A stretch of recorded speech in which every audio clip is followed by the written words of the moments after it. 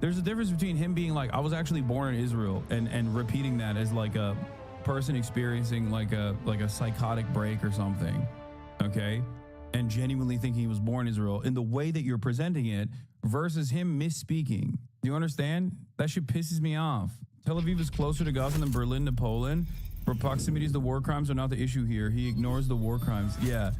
What he fails to comprehend here is that this is the literal fucking backdrop of a Holocaust, okay?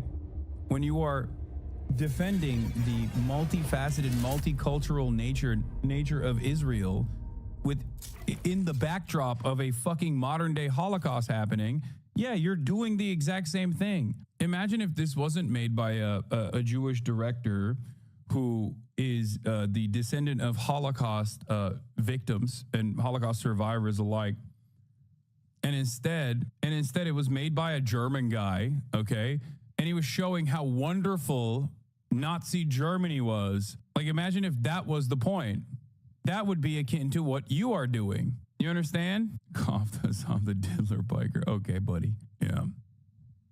I love how the new meta is like unironically posting shit within the context and still having the dumbest fucking idiots be like, oh, you were creeped out by Diddy shit way before people even knew that he was a fucking pedophile? You must have loved Diddy. Yeah, I know, buddy. Yeah. Good luck. They about to take that so out of context. Yeah. Anyone old enough in the 90s knew this about Diddy? No. No, dude. What the fuck? First of all, I was in Turkey in the 90s. I didn't know shit. I didn't know shit until all of this stuff came out. You're going to call me a Nazi fucking concentration guard for living in Tel Aviv? I hope you get PTSD. I sure wasn't hiding it, but okay. I see you're being good faith here today, Hassan. Dude, does this man think that, like, I have smoke for anyone who has ever spent time inside of Israel? Does he not understand that I have fans who live in Israel right now? Like, I have Jewish fans who live in Israel right at this moment. I interview people who are in the fucking Israeli Knesset. I talk to journalists. I actively, like, I have no issue with people living in Israel. I live in America. The entire difference here is, it would be, first of all, if Ethan was smart enough, he would constantly hammer on the point. Ironically, he's too stupid to make this point. He'd be like, we live in America. What the fuck are you talking about? We live in a settler colony that did a genocide and completed it, okay? I understand that reality. I live within that reality. I also understand how that fundamental principle, the fundamental truth about American inception plays a formative role in the American consciousness, which is why when I talk to people in the Western world, people living in the heart of empire, I try to get them to comprehend the wrongdoings of the past. It's not to like badger them over the head with it. All right. Of course, it would be insanely hypocritical for me to be like, oh, dude, you fucking were born in Israel and have only known Israel. Well, fuck you. You're a fucking piece of shit. I understand that there are people, even in Israel, a country that is incredibly fascist, that are still trying to do their very best to fight against the fascist genocide being perpetrated. Okay? My problem with Ethan is not that he lived in Israel. My problem with Ethan is that he keeps fucking defending Israel with this mealy-mouthed, liberal Zionist, squishy bullshit while simultaneously claiming to be a pro-Palestinian fucking advocate. That's the problem here. If he had not said anything about Israel and did not constantly fucking yell at its detractors, I wouldn't give a shit. I would never talk about him. He can fucking chirp about any number of different goddamn things. The point is, you're trying to defend the multifaceted, multicultural nature of Israel in the backdrop of a fucking Holocaust, dude. The modern day Holocaust. Get the fuck out of here. He tried to make that point here. Actually have peace. You know, if that's all you're defining Israel as, is a place Jews can go. Ethan said when he's done talking to Sam, he needs you to talk to Mossad, the son of Hamas. I like that he wants me to talk to a literal Mossad operative, by the way. Like he's going to talk to someone who he's ostensibly on the same side of, someone he respects, someone that he likes.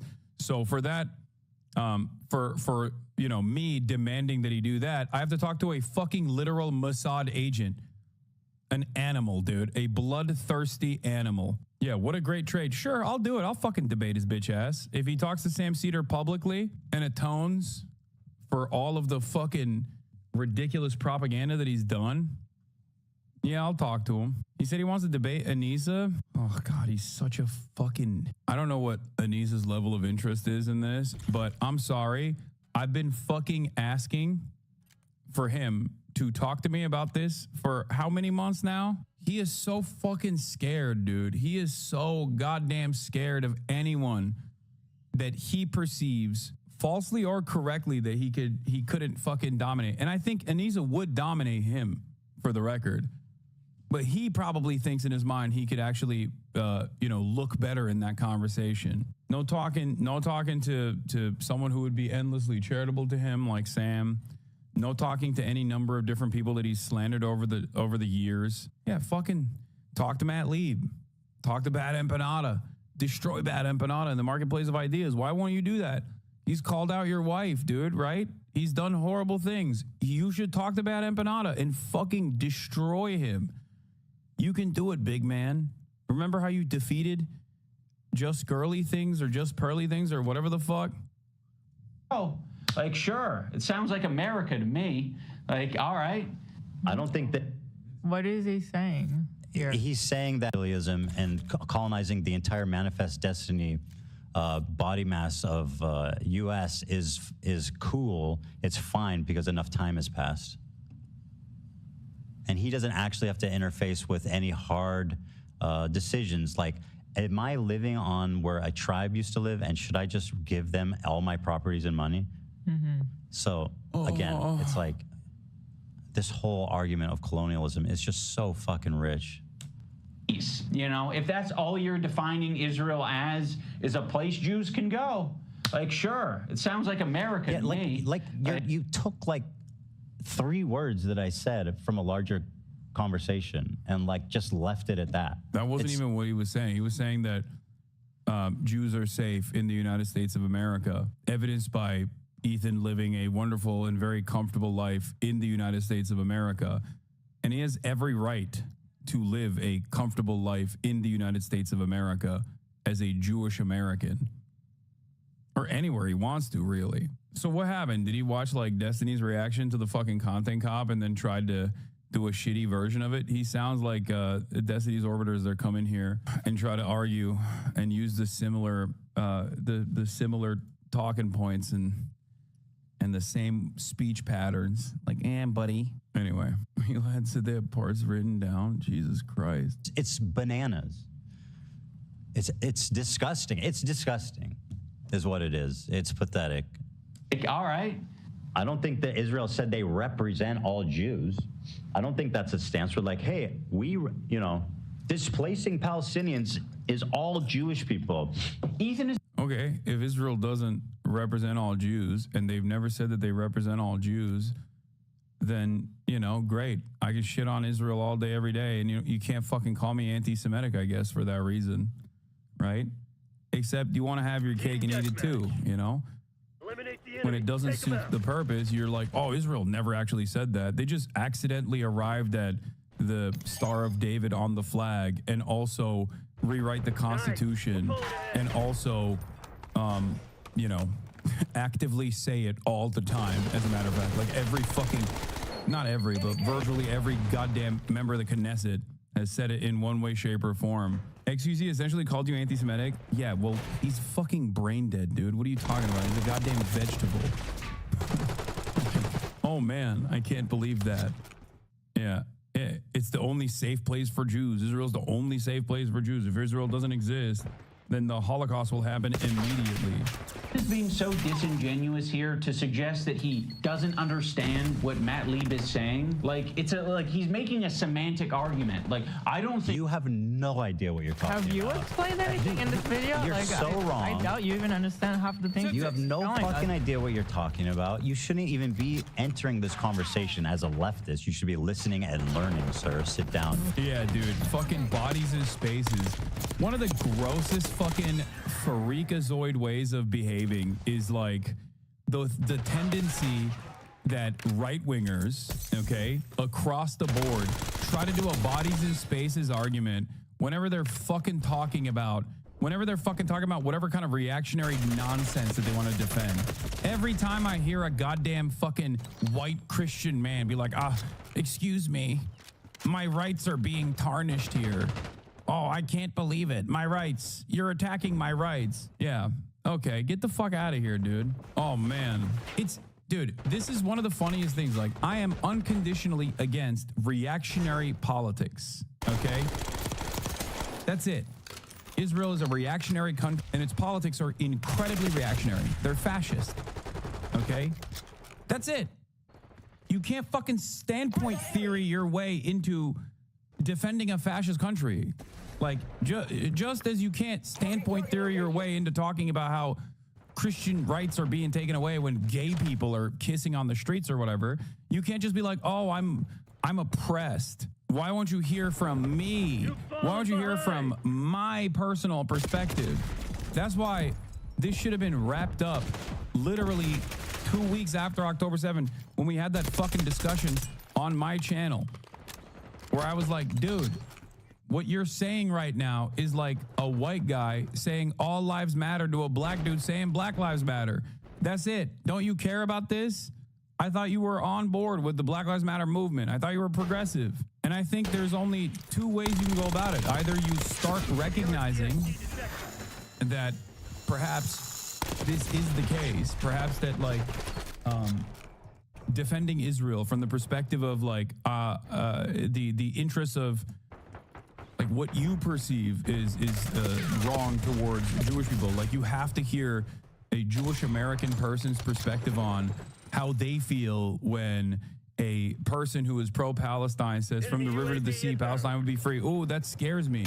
My feelings are more important than your emancipatory slogans. Like, is no different than when a fucking white fascist Republican guy turns around and says, oh, when you say Black Lives Matter, that scares me because I feel like you're saying you want to kill all white people. It's literally 1-to-1. You want to know why it's 1-to-1? Because these are both reactionary, fascist adjacent, or directly fascist positions. That's it. The only difference in this regard is that in the Western world, understandably, Jews have been marginalized historically, and anti-Semitism is still very much a problem.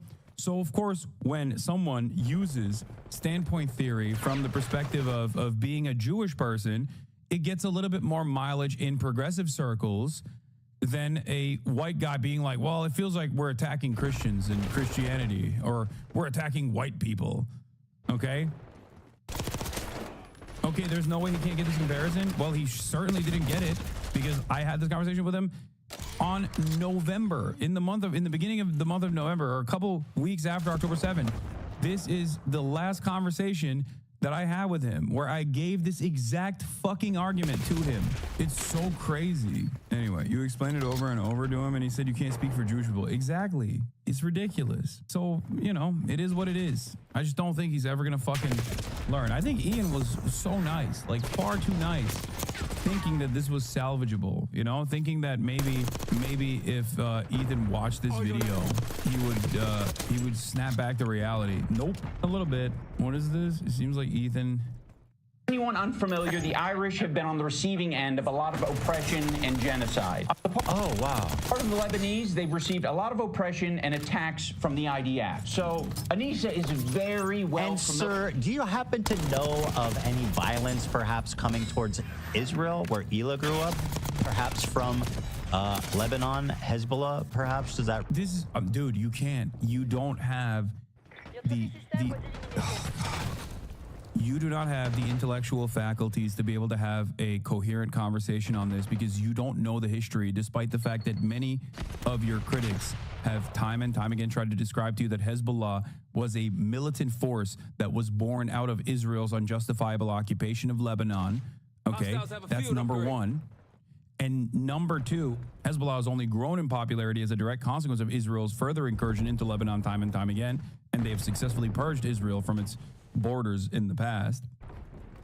And last but not least, the only reason why a dumb fuck asshole can do this annoying, idiotic fucking propaganda that they are too stupid to even recognize is fucking propaganda is because of Western chauvinism, where other dumb fuck people think, well, this actually corresponds to my previous biases, so I'm just going to go along with what he's saying here. He must know what he's talking about. It's just ahistorical garbage. It's ridiculous. There is no way that he has not accidentally encountered the truth about what he is saying here, because he's talked about this time and time again. Bad Empanada covered it in the fucking response to the context nuke. Many other people have brought this up. This and a number of different idiotic things. That ring a bell to you, you dumb, ignorant fuck? How dare you attempt to lecture me on this conflict? You just learned about this like...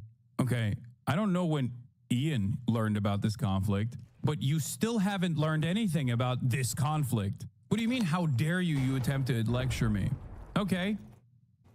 Talk to someone who does know about this conflict a lot more than you, okay? For a lot longer than you have known about anything, really, because you still fucking haven't learned anything. You employ Lebanese people. Why don't you talk to them? Like 2 weeks ago, clearly, and you're just deferring to Hassan as an expert. I is an expert on the subject matter, and he denies my knowledge on this issue, then let's talk it out. Let's fucking talk it out. Except, Ethan, you're too big of a fucking coward to have that conversation because you're fucking worried. You're worried that your intellectual bankruptcy will be in full fucking display if you were to ever sit down man to man and have a conversation instead of crying behind Instagram stories that go away after 24 fucking hours. No pushback whatsoever for me. I need to stay in my fucking hug box. That's it. Yeah, wake up, Ethan. Wake the fuck up. I'm here. If I'm so oblivious to the things I speak of, then you should make such light work of me as you did with the likes of Ollie London, the intellectual giants of the right, the Ollie Londons of the world, and the fucking just girly things of the world. You know, you destroyed them. Remember? He will agree with you that it's genocide and Israel does all these horrible things and piss off his wife. That's what he's scared of. No, I don't think that he's gonna fucking admit that. I don't even think it's about pissing off his wife. I think it's about retaining some kind of weird sense that he's right all along. He says Sam Cedar never wanted to have this conversation, was dragged into this. That's also a lie. I talked to Sam many months ago, and he was totally open to talking to Ethan about this. Like back when I thought he wasn't a fucking monster with respect to defending Israel over and over again and doing Hasbara over and over again. The saddest part about it is that it's just ego. It's just narcissism for him. It's not even about fucking defending Israel. I don't even think it's about like defending his wife or anything. I think it's just straightforwardly his ego. It is so fucking bruised because his audience did not find him to be the beacon of intellectualism that he presented himself as after a sequence of successful debates, dunking on the absolute dumbest right-wingers of all time, finding himself to be this intellectual giant, and then all of a sudden being at odds with someone like myself who arguably is not very intelligent. I'm not the smartest guy, but I'm definitely more knowledgeable on this issue and many other issues directly related to politics than Ethan is. And it's just like he couldn't handle it. It's not even about fucking Israel, in my opinion. I think it's just like more narcissistic than that, which is so crazy. And in the process, he has become the person that he used to dunk on with regular frequency. Like he literally became the person that would normally be in the crosshairs of someone like him. It's wild, dude. It's mind-bendingly dumb. Bro, please call in and debate me on Israel-Palestine. Let's see who knows more about the conflict, you dumb fuck. Oh, dude, that would be awesome. Holy shit, dude. Failure with the propaganda and the Dude, wait, I don't get it. Why won't he debate me then? He wants Ian to debate him? He cuts off before he says, actually, never mind. Why? Why actually never mind?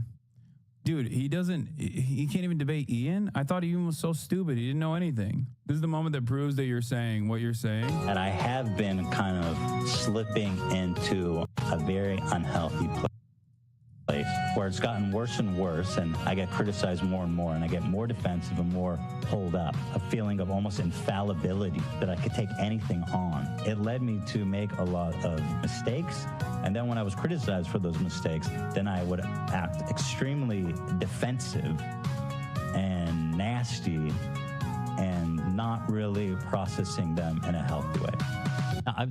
That's how he ends it. That's how he ends the fucking video. Do a show with Alex Jones. You guys have the same energy. All right versus all left. It would be epic showdown. No facts, no relevance, just conspiracies and propaganda. Extreme centrism is such a fucking brain disease, dude. Yeah, yes. My analysis backed up by fucking Holocaust historians, genocide scholars, contemporary historians of Israeli history. All of that is identical to Alex Jones talking about fucking pedophilic lizard monsters. Does that make you feel good? That your ideology is so fucking repulsive? This weird, no politics, apolitical, fly by the wire, on the mercy of fucking reactionary fascist monsters style zealotry that you demonstrate towards neoliberalism. Does that ever shock you that people are so fucking repulsed by this that they would rather have a right-wing demon like Donald Trump in office than your favored candidate? Because that's what fucking happened. It's exactly this kind of dumb fuck attitude where it's like, I don't get it. Extremes on both sides, am I right? Yeah, I'm so fucking extreme that I want you to have goddamn healthcare and America to stop destroying the fucking planet. What an extreme position. It's exactly the same as saying Sandy Hook didn't fucking happen. I'm brilliant, by the way. And watch, he's going to turn around and go, did I trigger you? Oh my God. Yeah, wow, so insane to deport a gang member. Yes, as well as Iran, Iraq, every other Middle Eastern country. Yes, every other Middle Eastern country. You guys and your followers are basically the same as Alex Jones, Lamau. Ugh. I voted for Trump and Dem governor in Indianapolis. Oh my God. Oh, he's not even a fucking... If you guys stop focusing on identity politics, okay, never mind. He's a Trump supporter. He's not, he's just... He's the center right. He's not even a fucking liberal. Okay, but Alex Jones has literally called what Israel's doing a genocide. To him calling it a genocide, I don't made my libtard dad wake up and see that Israel's doing a genocide. That's crazy that he had to hear it from Alex Jones. He also claimed you loved and voted for Jill Stein. Yeah, I don't care. Whatever. If you guys stop focusing on identity politics in Palestine, the left might actually have a chance. Blue-collar workers, union folk, and middle-class America don't really give a shit about Palestine. No offense to your show, but it's just Palestine, Israel, yap, yap, yap. Nobody in America really gives a about that. Not trying to be mean, but honest. Also, the fascist Nazi bullshit is why Trump got elected. Everyone you don't agree with is Hitler. That makes the average person steer away. Yeah, everyone you don't agree with Hitler, which...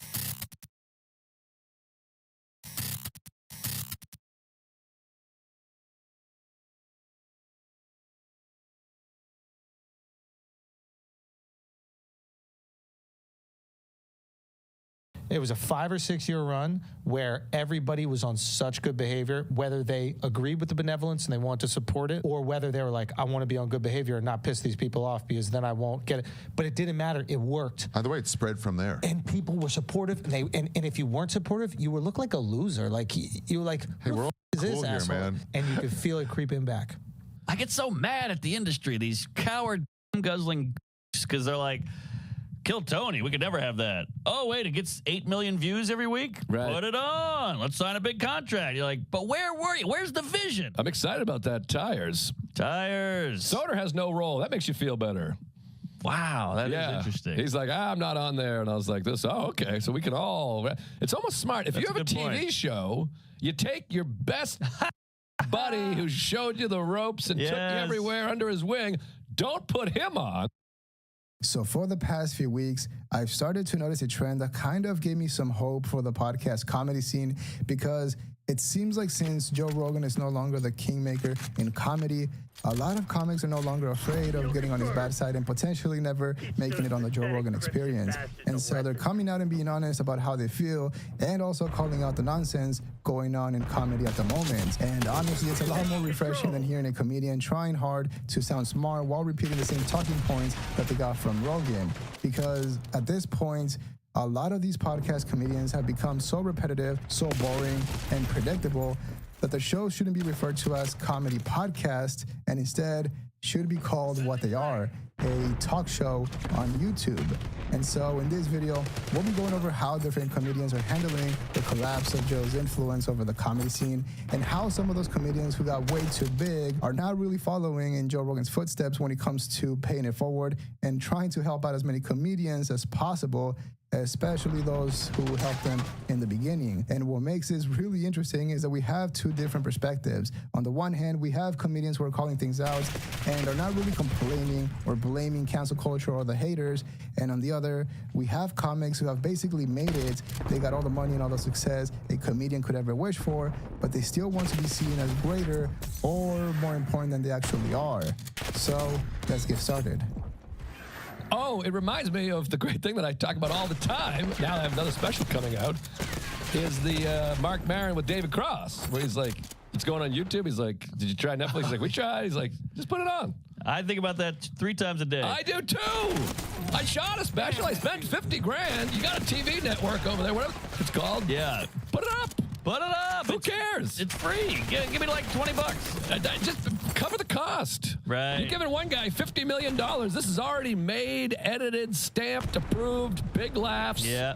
I get so mad at the industry, these coward guzzling goofs, because they're like, kill Tony. We could never have that. Oh, wait, it gets 8 million views every week? Right. Put it on. Let's sign a big contract. You're like, but where were you? Where's the vision? Where's the, I work in TV.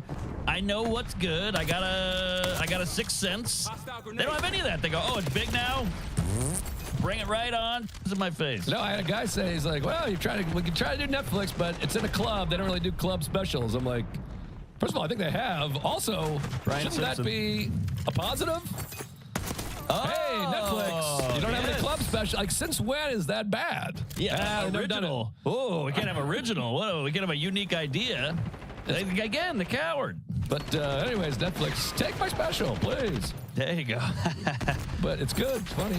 And then they're like, can you get out of the way? We have a actor coming in to do a comedian. I'm like, I'm here. Right. I'm here. What are you doing? Well, also, I think some of our podcast appearance may be holding us back a little bit. Well, we do it for you guys. We're staying true and saying just for you, because we're losing acting roles. We've done a couple of voices here or there that may have scared people away. By the way, I just made a trailer for my movie, and I put a quote from a certain comedian that I love, and then they wrote back and they're like, get that quote out of here. We're not going to sell this movie. What? Yeah, because it was like, I love this movie, a person, and then the distributor and the actor and the Academy emailed me and was like, you better erase that name. You want to show this film. How'd you get a Cosby quote? So we replaced him with Burr. We got a Burr in there. Oh, smart. Now for this one, we do have 2 different clips from the same podcast episode, the one that you just saw, and another one that we'll be playing shortly, in which both Joe List and Mark Norman call out Shane Gillis for not including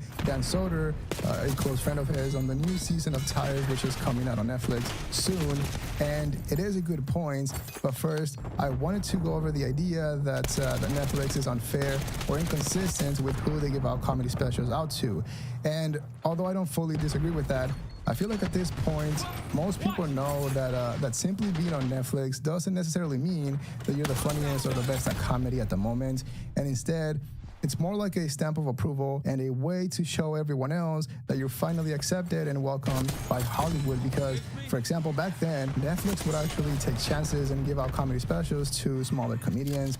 And a lot of them have continued to do Netflix specials ever since, like every other year. But then when it comes to comedians like Ari Shaffir, he did have a comedy special on Netflix, but never got another one until this year. And also, Tony Hinchcliffe did have a comedy special on Netflix, which apparently did so bad that it's been completely deleted from the entire internet. It's impossible to find, and if you look at the ratings, well, it does make sense.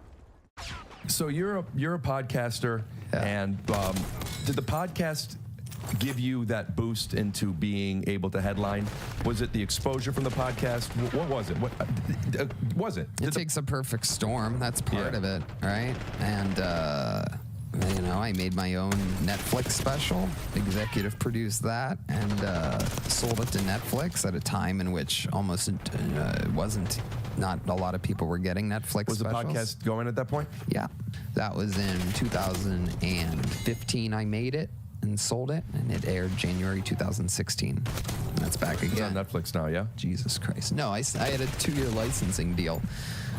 So can people see it now anywhere? Yeah, you can get it on Amazon or iTunes or... What's it called? One Shot. It's all my first jokes, all the first material that I wrote. Your first material? Yeah, my first special. Which was 3 years after you made it. And also, Andrew's shows was basically rejected by everyone, including Amazon Prime. And so the fact that they all have comedy specials on Netflix now is very interesting, because Kill Tony recently had their first episode stream on Netflix. Apparently it's one of 3 that will be on there, on top of a comedy special that he landed as part of a deal, which is absolutely insane.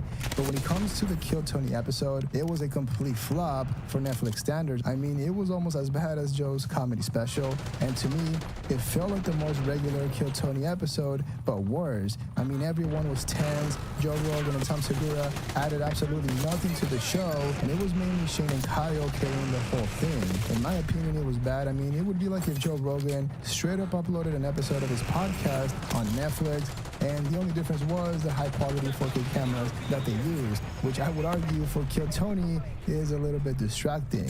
Now, of course, there were some funny moments, but the episode being on Netflix kind of felt pointless. It didn't really add much value, and it wasn't even a great episode for YouTube standards. And what's really funny, but also messed up, is that according to Joe List, Netflix told him that they don't do comedy specials at clubs, which is absolutely insane because, of course, Kill Tony was shot at the Mothership, but also Brian Simpson's recent comedy special on Netflix was also shot at the Mothership. And so it doesn't sound like they don't want comedy specials shot at clubs, and instead they simply want comedians that are close friends with Rogan, because they know that if they're friends with Rogan, if they're part of the Rogan sphere or part of that ecosystem, you know, it definitely helps when it comes to promoting the special. And so it's a win-win for both of them. And by the way, don't forget to like the video. It helps out so much, and I really appreciate that. Thank you. Funny guy. Hayden Church doesn't get his due. He's on Tires, apparently. He's on the new season. Oh, that's right. I heard that. I'm excited about that. Tires. Soder has no role. That makes you feel better. Wow, that is interesting. He's like, I'm not on there. And I was like, okay. So we can all. It's almost smart. If you have a TV show, you take your best buddy who showed you the ropes and took you everywhere under his wing. Don't put him on. That's a great point. And then nobody can be upset they're not on the show. We've all had the feeling, you wake up one day on a Saturday, scratch your ass going, why am I not on Tires? I know Gillis. I got to protect our parks. We've gotten drunk. I've eaten his ass. I can't get a Netflix spot. Well, he might have seen your acting reel. That's true. It ain't pretty. But for me, I mean, I don't get it. I'm Timothy Chalamet over here. I'm what's his name? Lee Strasberg over here. Well, that's your problem. No one knows who that guy is, but you got a couple of school films under your... Oh, yeah. I'm doing another one. I keep committing because I want to be an actor, Jerry. Yes, thespian. So people, they go, hey, I wrote a short film. I got a budget of $8, and I wrote a script. If you have a full script, you send it to me. I'm in. Yeah. And then I commit, and then I reread the script, and I'm like, oh, boy. This is a real clunker. I'm not saying any movie in particular. Luckily, I'm in like 3, so everyone can think it's the other person. Sure. I'm thinking 4th of July. Was that the one? Yeah, well, that one we could have done a second draft, probably.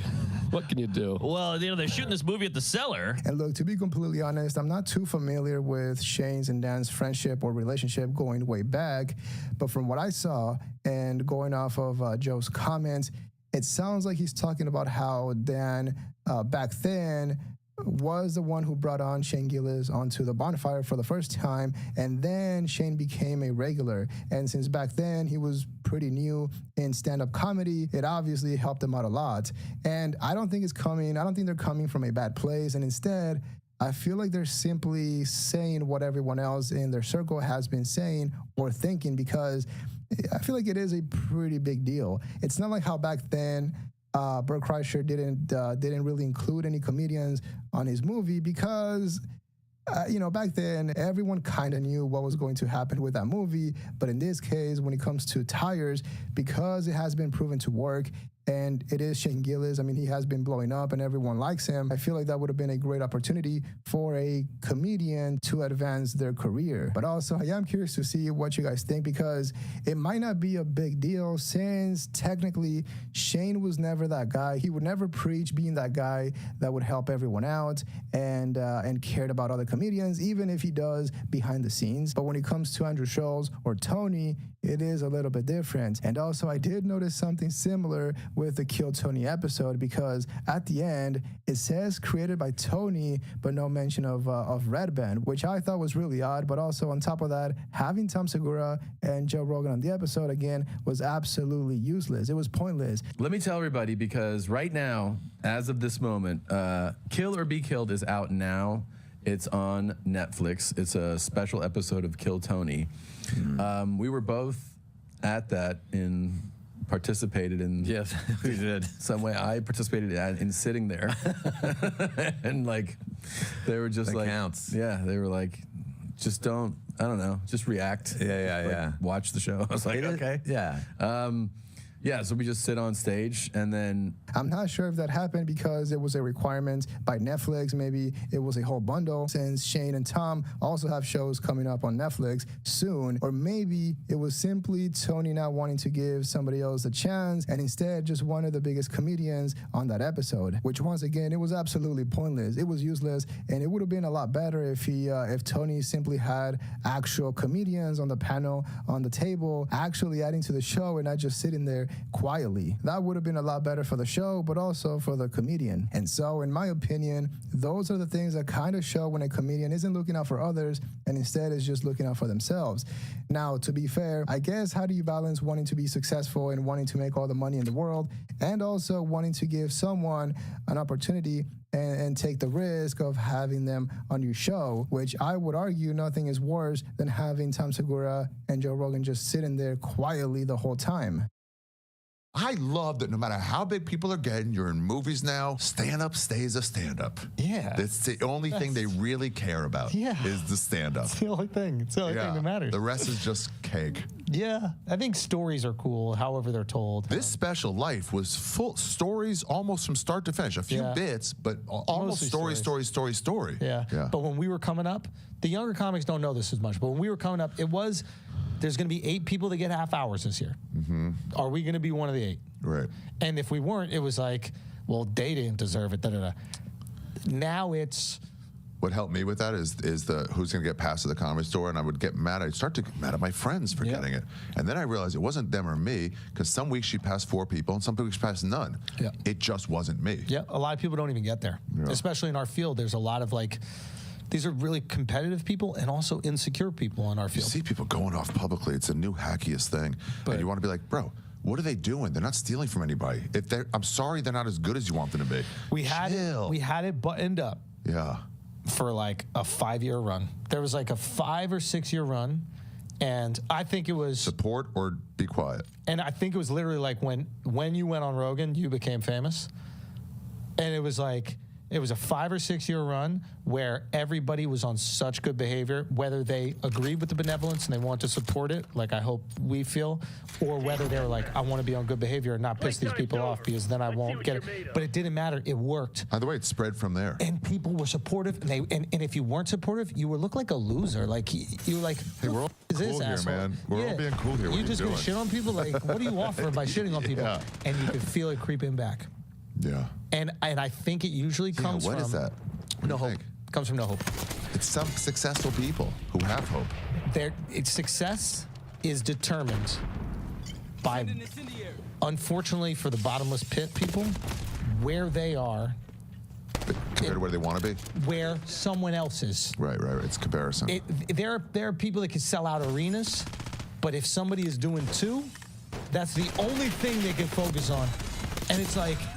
And it's so sad. Now, when it comes to Ari and Andrew, it is odd that somebody like Ari, who can be brutally honest with Bert Kreischer, cannot do the same with Schultz, because there was a lot of things that he could have called out. I mean, he did technically bring up the fact that his special was mostly stories and not a lot of bits, but it wasn't in a negative way. And in my opinion, that was what made the special such a disappointment, because it was him leaning more into the Bert Kreischer style of jokes and storytelling. But then when they start having this deep conversation, trying to figure out why comedians are so mad and publicly trashing each other, that's when things don't make any sense. And it's so stupid that at first I thought it was a bit, but then when I saw that they were serious, I couldn't believe it. I mean, you have Andrew Schultz and Ari Shaffir complaining that other comedians publicly trashing each other is somehow bad and lame. Like, what are we talking about? That would be like if Steve got mad and was complaining that the UFC allowed people to hurt each other. That would be like if Joe Rogan was mad that Austin was full of hippies. It doesn't make any sense, because that's their thing. That's exactly what they have been doing for the past however many years. It's insane. There are people that can sell out arenas, but if somebody is doing two, that's the only thing they can focus on.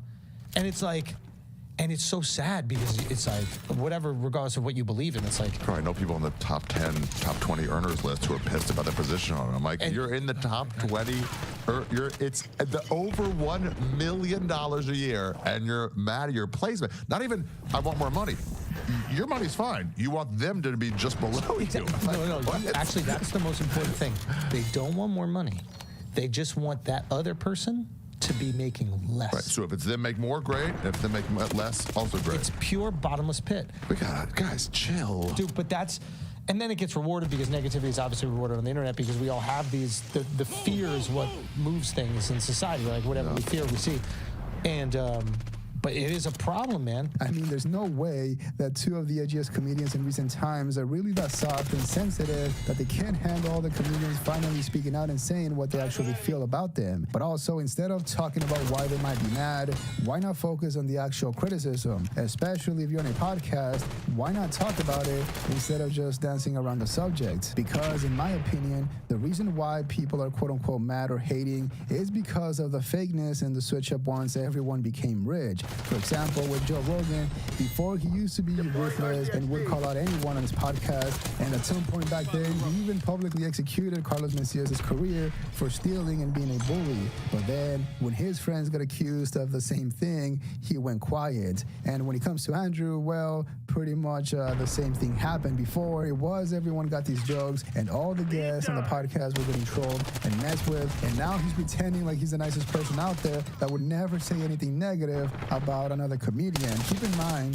that back then, it was actually Brendan Schaub, the one who showed Andrew to Joe Rogan. And so technically, thanks to Brendan, Andrew Schultz got on the Joe Rogan podcast. So pretty big deal. And Brendan's like a really great dude. He's a genuinely sweet dude who helps people. He's the reason I got on Rogan. Like, he was like, yo, you got to get this guy on. This is before anybody was looking at my shit. Like, and that really changed my life. So he's actually a great dude.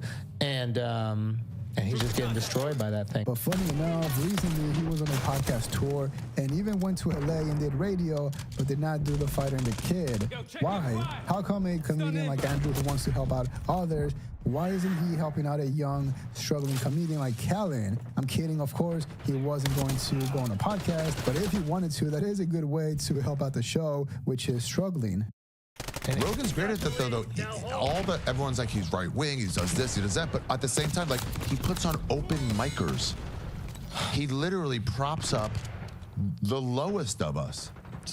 People aren't paying rent, and he goes, "No, I got to have them on." Oliver Stone, you can't come on this week because I'm full with this open micer I just saw who did something funny. Yeah, and listen, don't get me wrong, it is incredible that he's able to, and like, there's a thing. It's like, I wish that every single comic that was like, "Hey, can I come on Flagrant?" I wish I could have that. But that's the problem too. But yeah, the problem is just like, all right, well, unfortunately, it's limited. There's one episode we do a week. Yeah. You know, and then, yeah, unfortunately that's the case. But listen, maybe I would be pushing more benevolence if I did just make it this avenue for comics to get some exposure for their specials coming out. Like, maybe that would work better. Maybe it would fill my soul more. I don't know. But I also have to be like, okay, well, are there other people that I committed to talking to. It's also now we have 4 or 5 specials a week, and you're like, oh, I literally can't do all of them. I guess I'm trying to call myself out a little bit for saying this one thing and maybe not doing it to the perfect extent, but it is a little bit different in that regard. But I rack my brain about like, okay, well, what can I do even if I can't have them on? You can post for them. Maybe I can post for them. There's so maybe many I can, avenues of helping now. Exactly. Like there are other avenues of help, and I try to be as kind as I can and help as many people as I can with whatever advice. But it is something that I've kind of noticed is like that bitterness that existed in the 90s. That creeping. It's not creeping. It's so many of them are doing it. But it comes from, in my opinion, it comes from just a lack of. There's 2 versions. There's like bottomless pit people who are just always going to be bottomless pits, even during that's the fine. good times. That's their happy place, actually. Maybe, but like there's nothing you can do about it. But the other version, I think, is like where it just doesn't feel like there's hope. When there's hope. And I think that was the excitement with like the early YouTube version, the early clips, and then obviously Rogan.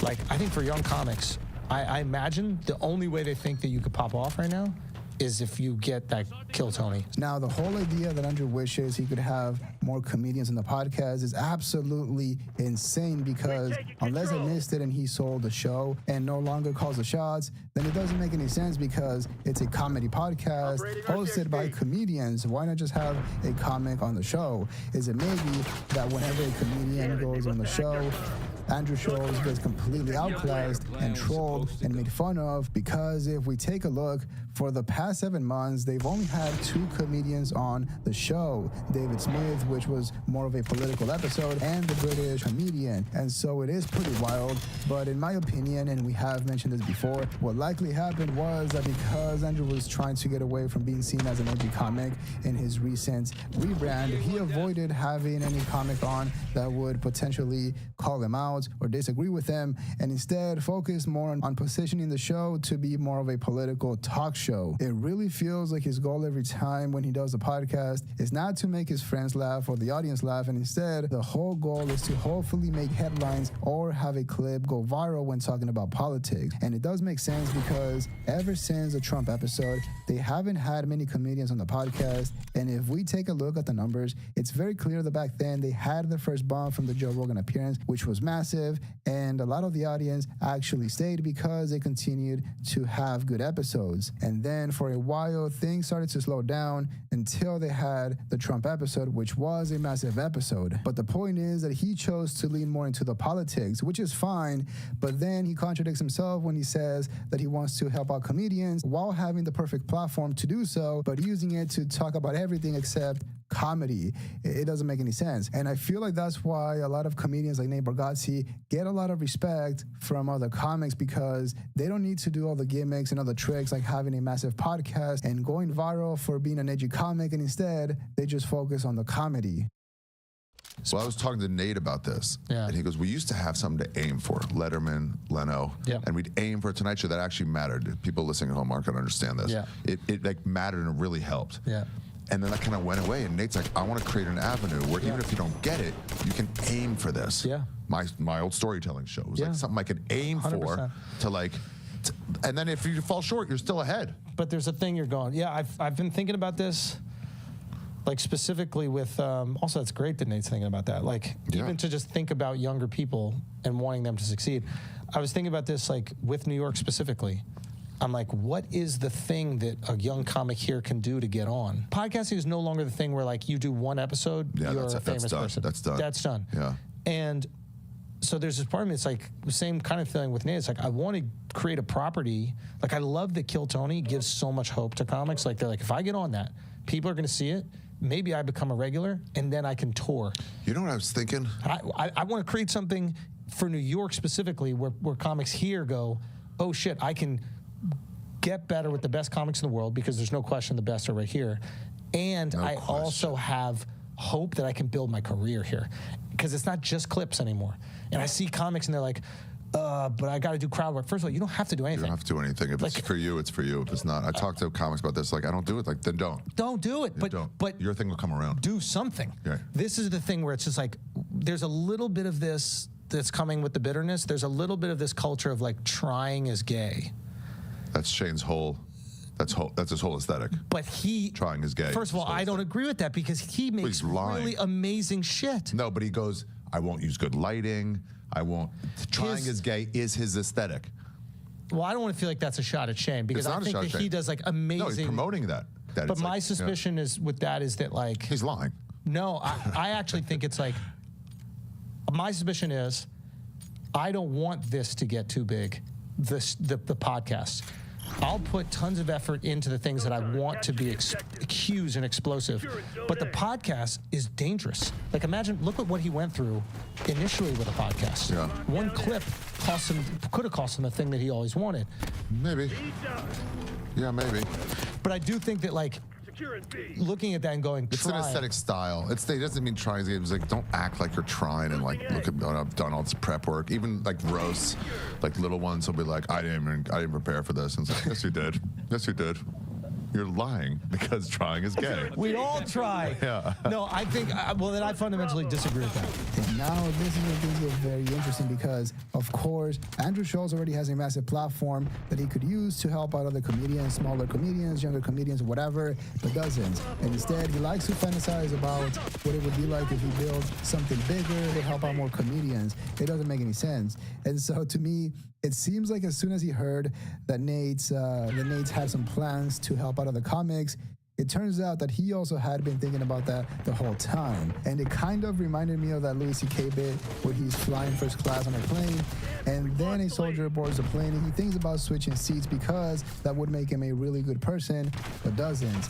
And then at the end, he still feels good just for thinking about it, just for having the thoughts. And it does feel like it's kind of what Andrew did. But also, when it comes to helping out younger comedians, in my opinion, I don't think they need another platform or more exposure. And instead, they need to get better at comedy. And I feel like one of the best ways to help would be to get them to get away from that Schulz mindsets, because Andrew has basically become the Gary Vee of the stand-up world. And if making it in business is already hard, I mean, the chances of doing what Andrew did or what Tony did are pretty much zero. It's impossible. And so instead, I think it would be better if he was more relatable, like Louis C.K. when talking to comedians. And I'm gonna reach hard for this one, but I'll say that if comedians like Schulz really wanted to help out smaller comedians, they would stop doing arenas, because, hear me out, when you do an arena show, you do one massive show and have the openers do one show and that's it. But if they did a stupid amount of theater shows or even clubs, you could really start giving a lot of comedians a lot of opportunities. Imagine if you wanted to get in shape and work out and you had two options. You could work out once a week in the biggest gym ever or daily in a local smaller gym. I mean, not everyone needs to be on a late night TV show or sell out arenas. They just need gigs. I feel like there's a ton of talent that shouldn't have to wait in an alley in hopes that they'll be on Kill Tony and hopefully Tony likes them. That's kind of what Joe Rogan was always against when it came to Hollywood auditions. When I just needed to just work again, and sometimes just comedy clubs, there is this fear when you're up there. If I ever had to just go back to the Funny Bone, sitting next to the soda machine as it out into the room, the smell of fried food, I may just have to kill myself if I go back. But I got back there and I was so happy. I loved it because I just love telling the fucking jokes. And I'm closer to the crowd. And the money you make as a stand-up selling out a comedy club over a weekend is ridiculous. It's that it's close to my that's enough point. Is just, I mean, they give you the whole door. And it's insanely good money. So money-wise, I was like, I can live on that. And then make it. And the fans pay less, which is something that's important to you. And then when you make, and then when you get little bumps, like, hey, I'm back in the theaters. This is so fun. Didn't know if I'd be back in the theaters, but it's just doing the work was plenty. I don't miss that shit at all. Being the mountaintop. A mountaintop is a place you visit. You don't live there. You don't live in a tent sucking oxygen. It's actually not fun up there. It's a goal, but it's not a life. It's a place to visit, and it's a place to be seen from miles around, so you can collect. I have fans now from a lot of different places. I have fans all over Europe. I play all over the world because of the opportunity I was given by those people in Hollywood to get up high. But now they're with me. I was smart enough to collect them on my own to find a way to get directly to them. Did you but do I that? don't miss being like shit red carpets and being on lists and that kind of stuff. I think comics are too self-aware to enjoy that. to enjoy that stuff. That like red carpet treatment. A lot like, of we're them people. love it. A lot of them love it. Some people need that. This week in a press conference where he claimed. Great work, everyone. Anyway, speaking of our tech oligarchs and how they have way too much power, we've got yet another story for you about how Elon Musk's influence over the federal government may be wearing thin on the rest of the Trump administration. Just a little bit. Yeah. Here's the New York Times on Friday. President Trump has replaced the acting commissioner of the Internal Revenue Service after his appointment just days earlier set off